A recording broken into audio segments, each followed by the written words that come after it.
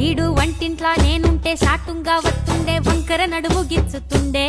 నేడు ఎంత సింగారించిన వంకలు పెడుతుండే తైతక్కలాడ కంటుండే కంట నీరన్న పట్టకుండా సంటి బిడ్డలెక్క నిన్ను అలుగుతుంటే పొదరగయ్యలేదా పంపు సీట్కి మాటకి కింద దాన్ని గంత చేసి ఇచ్చు పెద్ద బజార్లెత్తలేవా ఏం గాలి సోకెనో